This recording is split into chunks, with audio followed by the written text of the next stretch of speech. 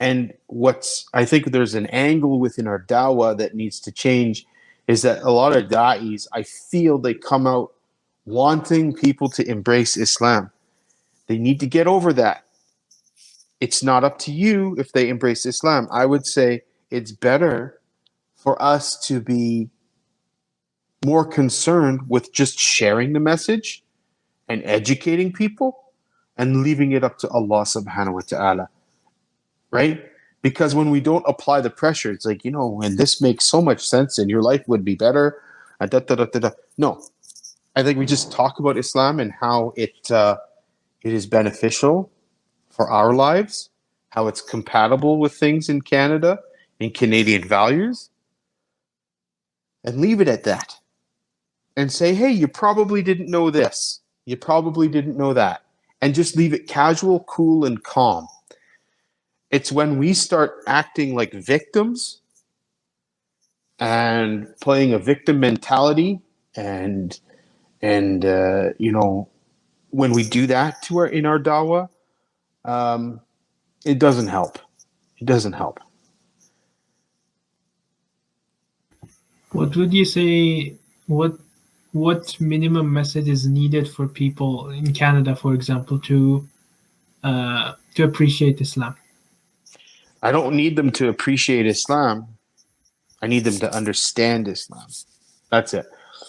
Now, for them to appreciate Islam, that's an internal thing. They need to think about it and marinate on it and see where it does make sense for them. But all I want them to understand is that Islam is a religion that just like many others, but the unique thing is that our religion is a religion of commitment. So the thing is, I'm committed to serving God, and therefore I have obligations to my family, to my neighbors, to the environment, to all these kinds of things. All these things that would be technically under the Sharia.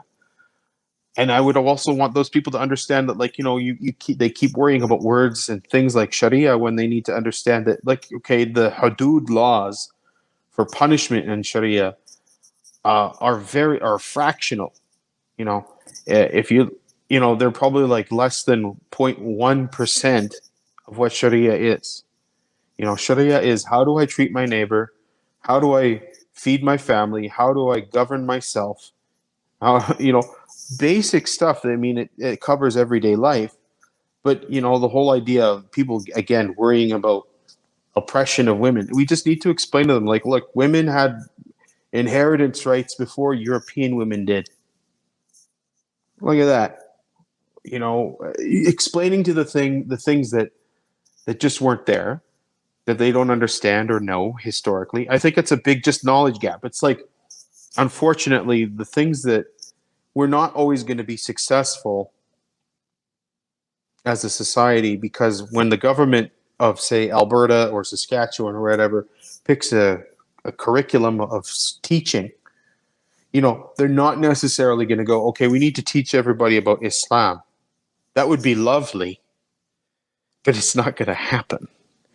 I think people need to learn about Islam from a almost like a social studies type perspective. That's the gap of knowledge that they're missing in their minds. Because when you actually learn it from that perspective, you kind of go, oh, okay. Just like I had to learn about communism and capitalism and all these other things in junior high and high school. Why not learn about religions as well, so that I have a full understanding or a basic understanding of how people live.